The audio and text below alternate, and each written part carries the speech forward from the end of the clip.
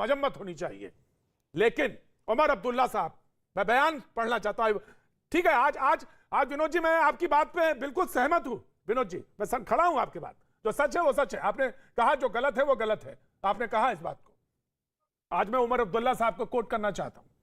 उमर अब्दुल्ला साहब कहते हैं, इंडिया का ब्लैक लाइव्स मैटर के लिए घुटनों पर झुकना कोई मायने नहीं रखता अगर आप अपनी टीम के साथी के लिए नहीं खड़े हो सकते जिसे गालियां दी जा रही हूं।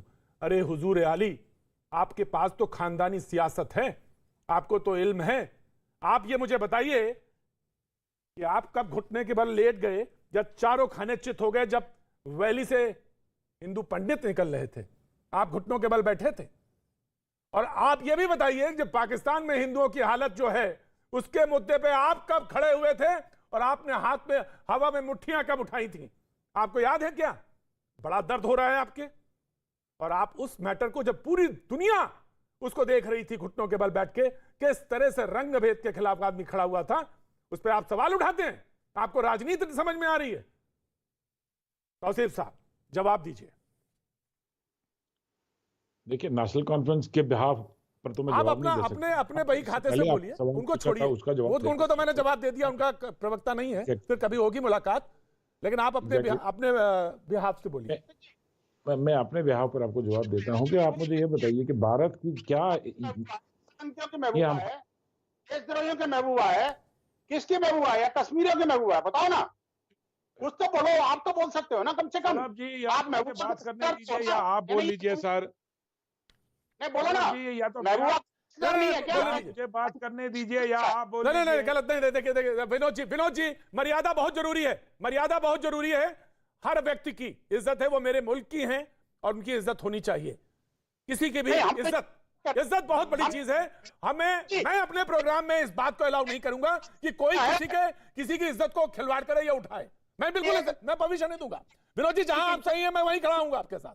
मैं बिल्कुल कंधे से कंधा मिला के वहीं खड़ा रहूंगा। लेकिन जहां गलत आप अल्फाज निकला मैं टोक दूंगा, गलत है गलत है गलत है। ना जवाब वो देंगे। तौसीफ शाह जवाब दीजिए। देखिए, मैं भी आपसे बात कर रहा हूं। आपने जितनी अभी तक बातें की हैं, मैंने कहीं आपको ट्रोल नहीं किया है, ना मैंने बुरे शब्द का इस्तेमाल आपके साथ नहीं आपने नहीं किया। विनोद जी ने गलत बोला था। विनोद जी ने गलत बोला था। मैंने उसको चल रहा है। हमें तमीज और तरीके के दायरे में रहकर बात करनी चाहिए। I respect sir. मैं जवाब में आता हूं तो पाकिस्तान जवाब में ये है कि मुझे बताइए, पाकिस्तान का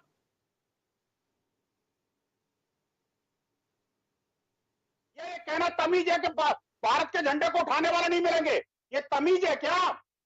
ये पाकिस्तान का हमेशा गुणगान करना क्या तमीज है क्या? है ये एक बहुत लंबे विजनरी लीडर का नजरिया है जो शायद आप में कमी है। जो अभी आप देख रहे हैं कि 2 साल से जो मिलिटेंसी का ग्राफ अप हो रहा है, तो क्या गलत बोला उन्होंने, बताइए आज मुझे। के लिए ग्राफ हो रहा है। 2 साल के बाद आपसे पूछ रहा हूं कि 5 अगस्त 2019 से लेके आज तक 2 साल 2 महीने हो रहे हैं। आप 2 साल पहले का मिलिटेंसी का ग्राफ देखिए, 2 साल पहले की क्रॉस फायरिंग का ग्राफ देखिए। तौसीफ साहब ठीक है। विनोद जी आपका सवाल बहुत जायज सवाल। विनोद जी आपका जायज सवाल विनोद जी आपका जायज सवाल आया और जवाब आया तौसीफ साहब का। बहुत बड़े विजनरी लीडर का यह जवाब है और आप इस जवाब को देखिए। यानी आप पाकिस्तान का झंडा उठा लीजिए। पाकिस्तान जिंदाबाद हो जाएगा ऑफ कोर्स। चलम बड़ी त्रिपाठी तौसीफ साहब को जवाब देने का मौका दीजिएगा 1 by 1। चलम बड़ी त्रिपाठी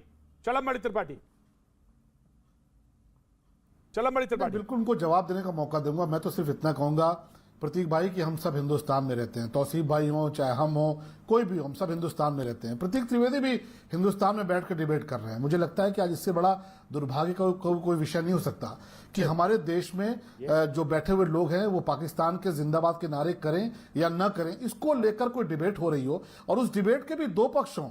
एक पक्ष ये कह रहा हो कि नहीं साहब पाकिस्तान जिंदाबाद के नारे नहीं लगने चाहिए, लेकिन उससे बड़ा दुर्भाग्य ये कि दूसरा पक्ष उसको जस्टिफाई करने का प्रयास करता है कि नहीं साहब इसमें कोई बुराई नहीं है।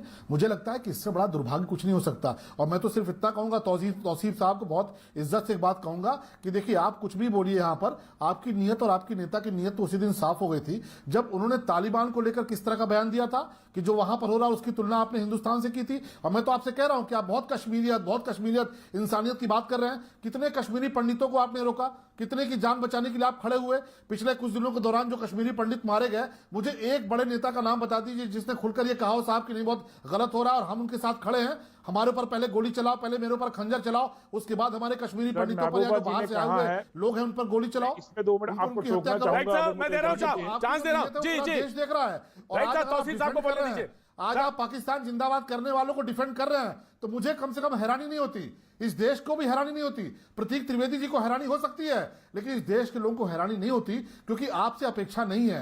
आपकी जो भाषा रही है, आपकी जो नीयत रही है, आपने जो किया है वहां पर, उसको लेकर हमें कोई हैरानी नहीं होती। जो लोग पाकिस्तान जिंदाबाद का वहां नारा लगा रहे हैं, उसका झंडा उठा रहे हैं, लेकिन हाँ तैयार रहिएगा।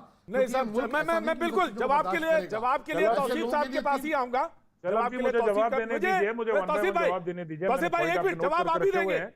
मुझे हैरानी सबसे पहले आपने पूछा कि इसलिए नहीं जितने होती पंडित है भाई हमारे मरे हैं, मुझे। क्या किसी बड़े लीडर ने तौसीफ भाई बात की? एक मिनट, बिल्कुल just give me a second, Mahbooba just give me a second Tausif भाई, और उसके जस्ट गिव मी अ बाद सेकंड। अपने चलो भाई, ऑफिस में मुझे हैरानी इसलिए नहीं होती है कि सियासत के रंग इतने ज्यादा हैं कि कब वो किससे निकाह कर ले, कब उससे शादी कर ले, और कब उसका तलाक हो जाए, और कब उसका शादी विच्छेदन हो जाए, मुझे पता नहीं चलता। तो कभी तो वो साथ हो जाते हैं, कभी वो दूर हो जाते हैं, इसलिए मुझे सियासत बहुत ज्यादा समझ में नहीं आती। जी now Tauseef Shah, answer please. Tauseef Shah. जी जी, जैसे शलभ जी ने अभी बताया, जब भी जिस दिन हमारे पंडित भाइयों की मृत्यु हुई, जिस दिन उन्हें मार दिया गया, जब टेररिस्टों ने उन्हें मारा, तो उस समय एक लीडर जिसने सबसे पहले बहुत कड़ी निंदा की, जो महबूबा जी थी, शायद वो भूल रहे हैं आप। उसके नेक्स्ट डे बाद हमने अपने पार्टी ऑफिस में एक प्रोटेस्ट ऑर्गेनाइज किया, जबकि हमको बिल्कुल पार्टी ऑफिस से बाहर वो नहीं जाने दिया गया। जैसे हमारे आगे रस्म अदायगी को नहीं कह रहे थे, वो ये कह रहे थे कि आपने अपने पड़ोसी को बचाने के लिए क्या किया, ये वो सब पूछ रहे थे, वो रस्म अदायगी नहीं कह रहे थे। पुलिस हुजूर आली ने माफ करिएगा हमें तौसीफ शाह। कर दिया, हमें बाहर आने नहीं दिया। जहां भी आप महबूबा जी के हमारे ट्विटर अकाउंट देख लीजिए, आप हमारे लीडर्स के ट्विटर अकाउंट दे दीजिए। जहां हमने कड़ी निंदा की, वहां हमने रस्म अदाई की।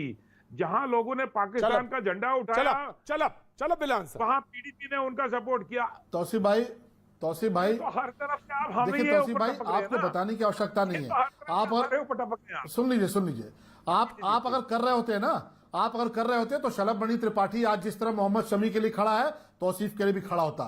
मैं तो सिर्फ इतना कहूंगा कि आपका एजेंडा आप देखिए वहां फेल होने लगा है, क्योंकि देश की तरफ से औरंगजेब लड़ने लगा है और शहीद होने लगा है। देश की तरफ से तमाम मुसलमान जो नौजवान है कश्मीर के, उन्होंने भारत का तिरंगा उठा लिया है और वो आतंकवादियों की गोलियों का शिकार हो रहे हैं, पर मरते मरते शहीद होते होते भारत माता की जय बोल रहे हैं। हम उनके साथ खड़े हैं, हम उनसे हजारों किलोमीटर दूर बैठे हैं, लेकिन हमारी भावनाएं उनके साथ है। लेकिन अफसोस ये होता है कि जो आपसे 50 मीटर की दूरी पर कश्मीरी पंडितों के साथ जो कुछ होता रहा, उनकी बहनों के साथ बलात्कार होता रहा, आपने कब डंडा उठाया, आपने कब तलवार उठाई उनकी हिफाजत में? आप नहीं उठा पाए। लेकिन हम यहां बैठे हुए अपने उस राष्ट्रभक्त औरंगजेब के साथ खड़े हैं जो इस देश के लिए लड़ रहा है, उस नौजवान के साथ खड़े हैं जो इस देश के लिए अपनी शहादत दे रहा है, चाहे वो हिंदू हो चाहे मुसलमान हो। आपने गृह मंत्री जी को देखा होगा, सबसे पहले किसके घर पे गए हैं? जाकर वहां पर प्रणाम करके आए हैं, उनकी शहादत को नमन करके आए हैं। ये हिंदुस्तान है। आप इसको नहीं समझ पा रहे हैं तो अपने अंदर झांक कर देखिए और ये जरूर पूछिए कि हिंदुस्तान की माटी में पलने के बावजूद, यहां की आबोहवा में पलने के बावजूद, अगर आपको पाकिस्तान जिंदाबाद